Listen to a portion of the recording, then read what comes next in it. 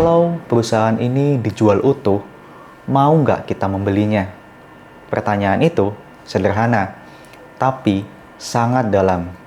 Karena begitu kita membeli saham, sebenarnya kita sedang membeli sebagian kecil dari sebuah bisnis. Saya mau mulai video ini dengan satu pertanyaan. Kalau misalkan aku kasih kalian 1 miliar, terus saya suruh pilih. Pilihan pertama, beli sebuah ruko yang sudah ada penyewanya. Setiap bulan menghasilkan uang. Bisnisnya jelas, arus kasnya ada.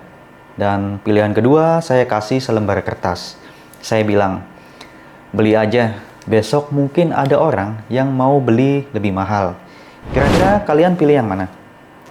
Saya yakin sebagian besar akan pilih ruko. Karena kita bisa melihat sumber penghasilannya. Kita tahu kenapa aset itu punya nilai. Nah, lucunya begitu kita masuk ke pasar saham, cara berpikir kita berubah total. Kita tiba-tiba tidak peduli lagi dengan perusahaan itu untung atau rugi. Tidak peduli utangnya banyak atau sedikit. Tidak peduli bisnisnya berkembang atau malah menurun. Yang penting satu, besok harga sahamnya naik atau turun. Dan menurut saya, disinilah letak masalahnya. Beberapa hari lalu, Warren Buffett mengatakan sesuatu yang cukup menarik. Beliau bilang, kalau pasar saham sekarang semakin berubah menjadi arena judi. Waktu saya membaca berita itu, saya langsung berpikir, kalimat ini pasti akan menimbulkan perdebatan. Karena banyak orang pasti akan langsung bilang, masa pasar saham dibilang judi? Padahal kalau kita pahami baik-baik, Buffett bukan sedang mengatakan pasar saham itu judi. Yang beliau kritik adalah perilaku manusianya. Dan menurut saya, itu dua hal yang sangat berbeda. Pisau bisa dipakai untuk memasak. Pisau yang sama juga bisa dipakai untuk melukai orang. Berarti, apakah yang salah pisaunya? Bukan kan? Yang menentukan adalah siapa yang memegangnya. Begitu juga pasar saham. Pasar saham itu hanyalah alat. Ada yang memakainya untuk membangun kekayaan selama puluhan tahun. Ada juga yang memakainya seperti sedang membeli nomor undian. Coba kita lihat apa yang terjadi sekarang. Saya rasa kalian juga melihatnya. Di media sosial, setiap hari selalu ada konten seperti ini. Besok, saham ini auto arah. Saham ini siap terbang. Kalau nggak beli sekarang, bakal nyesel. Targetnya 100%. Yang lucu, konten seperti ini biasanya jauh lebih ramai daripada video yang membahas laporan keuangan perusahaan. Kenapa? Karena manusia memang suka sesuatu yang instan. Kita lebih tertarik mendengar cerita orang yang untung 80% dalam seminggu daripada cerita investor yang untung 20% per tahun selama 20 tahun.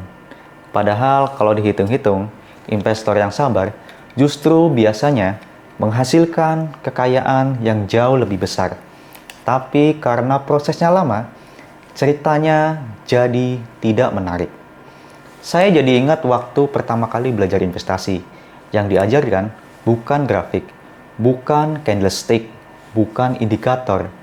Yang diajarkan justru pertanyaan yang sangat sederhana.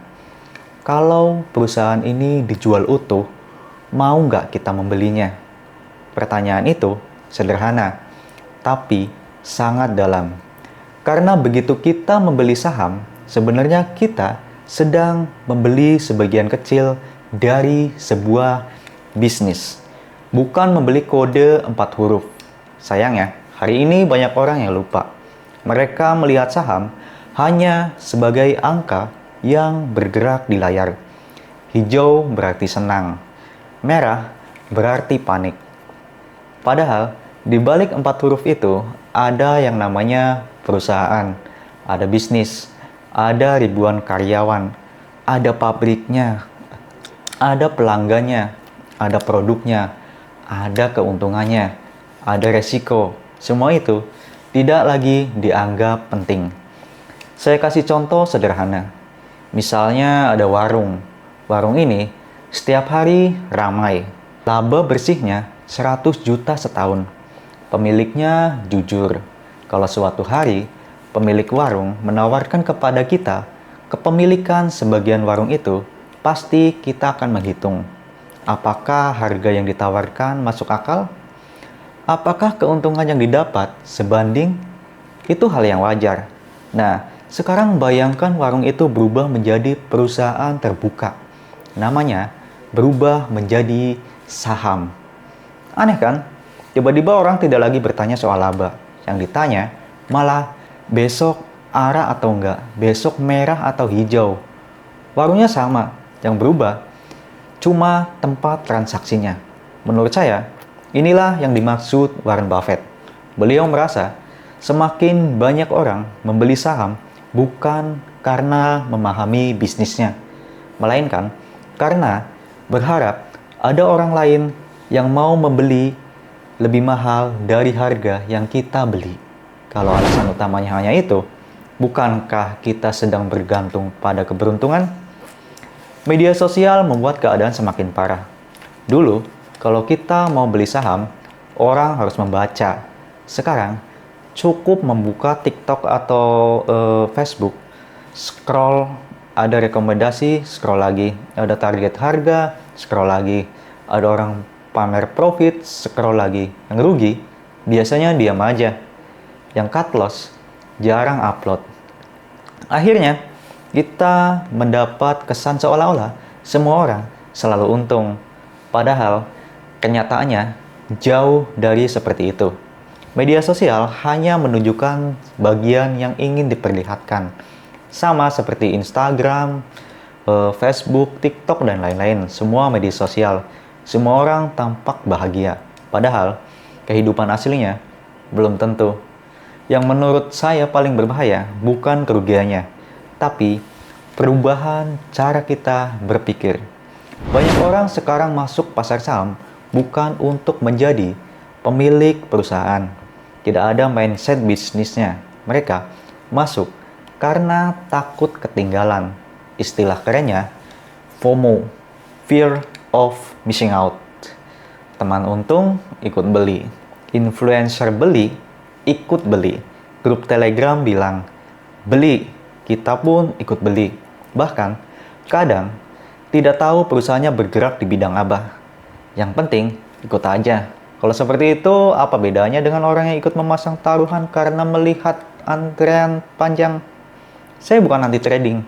Saya juga bukan mengatakan semua trader itu sedang berjudi. Banyak trader profesional yang punya sistem yang jelas, punya manajemen risiko, punya aturan yang disiplin. Mereka tahu kapan masuk, tahu kapan keluar. Kalau salah, mereka menerima kerugian. Itu berbeda. Yang saya maksud adalah orang yang membeli saham hanya berdasarkan harapan. Tidak punya alasan, tidak punya analisis, tidak punya rencana. Naik sedikit, serakah. Turun sedikit, panik. Besok pindah lagi ke saham lain. Lusa pindah lagi. Terus begitu. Kalau dipikir-pikir, kenapa manusia suka cara seperti itu? Jawabannya mungkin sederhana. Karena otak kita memang menyukai hadiah yang cepat. Kalau hari ini untung 30%, rasanya luar biasa. Ada rasa bangga, ada rasa senang, ada dorongan untuk mengulanginya lagi. Masalahnya, pasar tidak selalu memberi kita hadiah. Kadang, pasar memberi kita pelajaran. Dan pelajaran di pasar seringkali harganya sangat mahal. Sangat mahal. Buffett sendiri terkenal dengan satu hal ini. Kesabaran. Beliau pernah memegang saham puluhan tahun. Coba bayangkan di zaman sekarang, jangankan puluhan tahun. Sebagian orang memegang saham 3 hari aja. Udah gelisah. Setiap 5 menit, buka aplikasi. Naik sedikit, senyum-senyum. Turun sedikit, stres. Padahal, bisnis perusahaan tidak berubah hanya dalam 5 menit. Yang berubah hanyalah perasaan kita. Saya pernah mendengar kalimat yang menurutku bagus. Pasar saham adalah alat untuk memindahkan uang dari orang yang tidak sabar kepada orang yang sabar. Kalimat ini sederhana, karena dalam jangka pendek, harga saham memang bisa sangat liar, dipengaruhi sentimen, rumor, berita, influencer, bahkan kadang hanya karena satu postingan di media sosial. Tapi dalam jangka panjang, yang menentukan tetap kualitas bisnisnya. Jadi apakah saya setuju dengan Warren Buffett kalau yang dimaksud adalah pasar saham itu sendiri adalah judi? Saya tidak setuju. Pasar saham tetap merupakan salah satu alat terbaik untuk membangun kekayaan. Banyak orang menjadi sejahtera karena berinvestasi. Banyak perusahaan bisa berkembang karena pasar modal. Jadi jangan salah menyimpulkan. Tetapi kalau yang dimaksud adalah perilaku sebagian pelaku pasarnya semakin mirip orang berjudi, saya harus mengakui ada benarnya juga. Karena terlalu banyak orang membeli tanpa memahami. Terlalu banyak orang ingin cepat kaya. Terlalu banyak orang percaya rumor daripada laporan keuangan. Dan selama pola pikir ini masih ada, kalimat Warren Buffett itu mungkin akan semakin relevan. Saya ingin menutup video ini dengan satu pertanyaan sederhana. Kalau suatu hari aplikasi saham di HP kalian tiba-tiba tidak bisa dibuka selama 1 tahun, apakah kalian masih merasa tenang memiliki saham yang sekarang? Kalau jawabannya iya, mungkin kalian sedang berinvestasi. Tapi, kalau jawabannya tidak, mungkin sudah saatnya kita bertanya pada diri kita sendiri. Selama ini, sebenarnya kita sedang berinvestasi atau hanya sedang bermain di arena yang kebetulan bernama pasar saham? Kalau menurut kalian, bagaimana? Apakah Warren Buffett benar? Atau menurut kalian beliau terlalu pesimis melihat kondisi pasar saat ini atau yang lainnya? Tulis pendapatmu di kolom komentar ya. Saya ingin membaca sudut pandang kalian semua. Terima kasih sudah mendengarkan. Sampai jumpa di video berikutnya.